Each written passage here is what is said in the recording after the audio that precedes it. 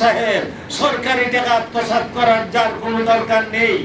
দিনের আব্বা মরহুম সৈয়দ শহীদুদ্দিন সাহেব ছিলেন এই সিলেট জেলার একটা খাদিম। আজকে আমরা বাঙালি, নতুবা আমরাও আজকে ইন্ডিয়ান লোক থাকতাম। আমরা কেন ভালো লোক পাই না?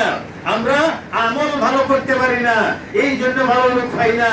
আলহাজ সৈয়দ ফয়সাল সাহেব, যিনি এক ইসলাম প্রিয় ব্যক্তি, যিনার পরিবারে বেনমাজি কোনো লোক নাই, উনার দুটি সুসন্তান, দুটি তারা নামাজি নামাজি নামাজি।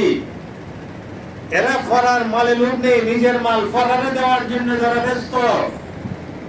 আল্লাহ পরওয়ারদিগার আলম বলছেন আনতুল আমানাতি ইলা আহলিহা, হে আমার বান্দা বান্দীরা, বুট একটা পবিত্র আমানত, পবিত্র আমানতটা পবিত্র জায়গায় যদি তোমরা না দাও তাহলে তোমরা আমি আল্লাহর সাথে ইহানত করলা।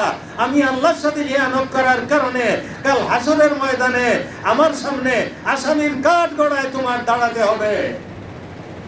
আজকে আমার বান্দা বান্দীরা জগতে শান্তি পায় না, তার কারণ তাদের প্রশাসন ভালো না, তাদের প্রশাসক ভালো না।